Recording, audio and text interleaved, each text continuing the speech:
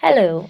Today we're gonna talk about the world's best author, or at least the greatest English playwright ever lived, that is William Shakespeare, and of course his very tragic love story about Romeo and Juliet.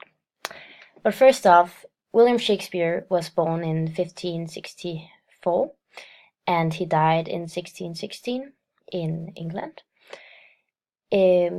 Shakespeare's career began when he became one of the members of the respected acting company called the Lord Chamberlain's Men, and this company later became the Royal Company and changed the name into the King's Men.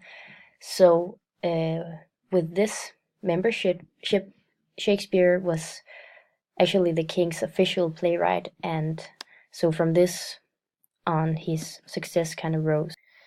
All of the work Shakespeare made was actually written to be performed and not to be read as literature. So why is it that William Shakespeare is today known as the greatest author and the greatest English playwright in the history of English literature? Well, actually, Shakespeare borrowed a lot of his plots from earlier stories, especially in his first period of writing, that was called the experimental period. But this was not uncommon in his time for authors, and it was actually part of the reason why he was considered one of the best scriptwriters ever. Another thing Shakespeare did was to compress historical facts and historical events so that his plays became more dramatic. And so this liberty he took of compressing historical events and facts, along with his amazingly skilled language, and especially his imagery in his plays, they've all become parts of naming Shakespeare as the greatest playwright of all time. Also today, Shakespeare's plays are often still quoted.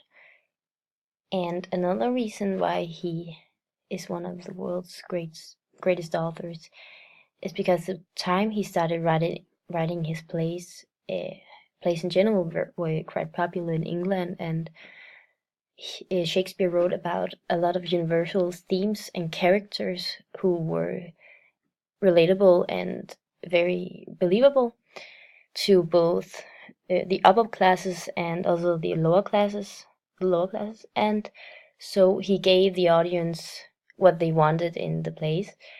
So with his universal and relatable themes and characters also, all of his works and his plays, they became very timeless, and they also today they have the ability to adapt into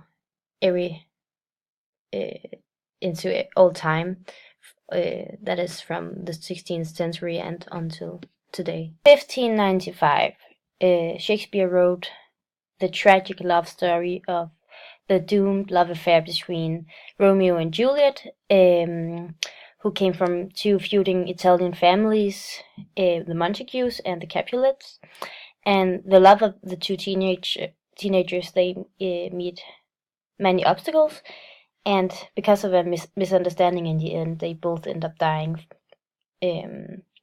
for the love they feel towards each other. And this loss of their children brings together the two feuding families in the end. So they come to peace. Yeah. So why is it that Romeo and Juliet is the world's greatest love story?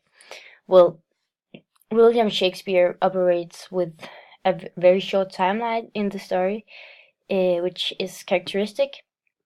The play is from Sunday to Wednesday, and in this short period of time, they manage to get engaged and married, and Romeo gets banished, and Juliet fake dies, and she wakes up again before they both die.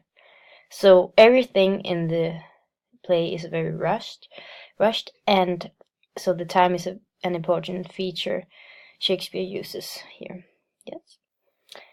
And as I said earlier, one of Shakespeare's special abilities lies within his very skilled language, and this is especially imagery, which he uses throughout the entire play. And it's already from the very beginning of the play, for example, in Act 1, Scene 5, where Romeo and his friends, they crash a masquerade party at the Capulets, and Romeo and Juliet have their first meeting and their first conversation. And this first conversation, or well, the first 14 lines of the conversation, they form a sonnet with a A-B rhyme structure in the first 8 lines, and from there on, it's a very clear pattern in variation of the lines between Romeo and Juliet. Because for every line Romeo has, Juliet's line, it performs as kind of an echo of Romeo's line. And in this sonnet, there's a lot of religious imagery. For example, in the first line, where Romeo, the first line Romeo has, where he says, "If I profane with my unworthiest hand this holy shrine, the gentle sin is this: my lips two blushing pilgrims ready stand to smooth that rough touch with a tender kiss."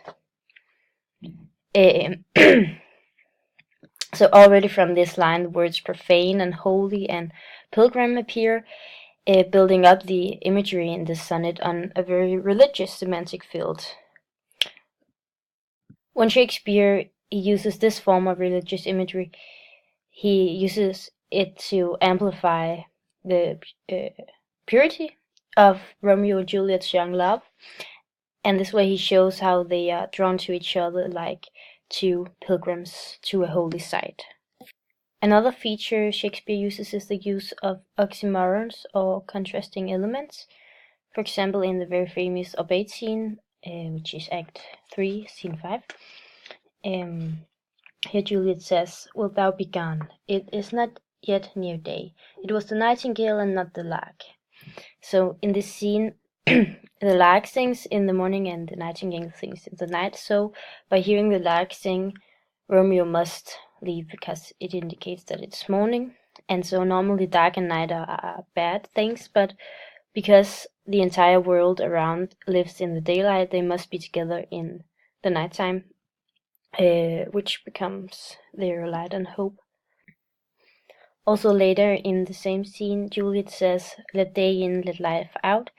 And so by letting Romeo out of her room, the day begins, and with the day, death in the most literal sense comes, and life runs out for Romeo before they ever talk again. So after this Obeit scene, they will never speak again.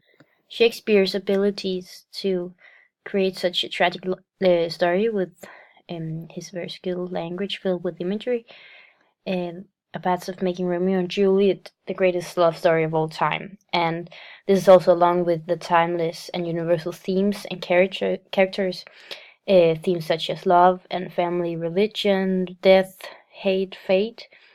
They're all relatable themes for a large group of people from all around the world. Yes.